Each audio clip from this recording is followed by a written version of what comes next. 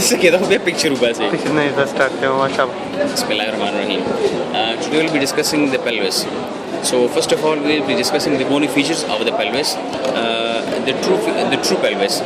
The pelvis contains majorly two bones.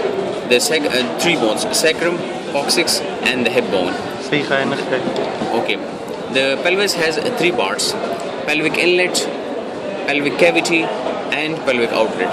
The pelvic inlet is formed by posteriorly the sacrum, laterally by the iliopectineal line, which is the feature of the hip bone, and the interior side it is formed by the symphysis pubis.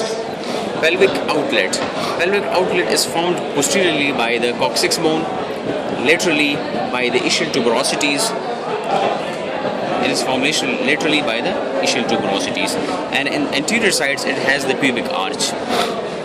Okay. Now see, this is the pelvic inlet. Yeah, this is the pelvic inlet, and in between the pelvic inlet and outlet, show the sacral prominence. This is called the pelvic cavity.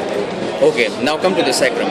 The sacrum, above this point, it articulates with the lumbar vertebrae. And this above the first part of the sacrum is called sacral promontory, which protrudes forward and on the anterior side. And here on the inferior side, this is coccyx bone. Okay, now comes to the joints of the pelvic. This joint is the sacroiliac joint. This is the sacroiliac joint. Sacroiliac joint.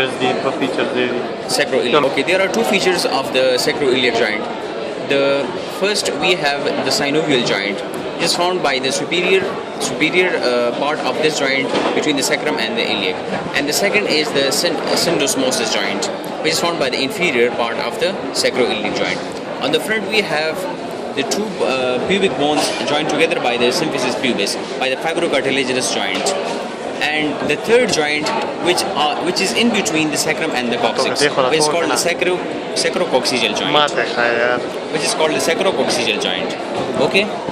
Now come on to differences. Now come to the differences between the male and the female pelvis. This is the male. This is the male pelvis, and this is the female pelvis. This is the female pelvis. You can see here. Okay. So the differences are: the first difference is its diagonal diameter. The diagonal diameter of the female pelvis is larger than the male pelvis.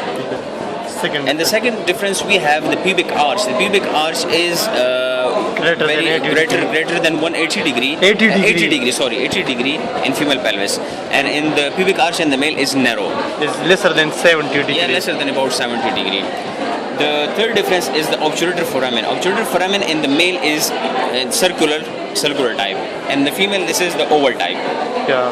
After that, we have another difference, which is the ischial tuberosities of the female pelvis are far apart, but the ischial tuberosities in the male are less far apart.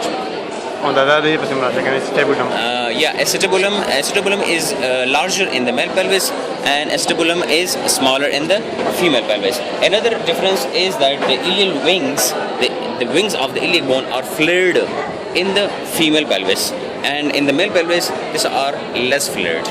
So another difference is that the sacrum promontory protrudes forward and on the anterior side more than in the male pelvis. And as we can see, and this is very apparent, that the pelvic inlet is smaller than the female pelvis in males. And another difference, the male pelvis is deeper on the deeper from above to downward, and in the female pelvis the cavity is on the anterior posterior side, which is formed as it seems that it is obliquely. This is obliquely cavity. It is placed obliquely. Okay, thank you. One minute. And you should also note that this video is funded by Salim Abbas Mental Hospital and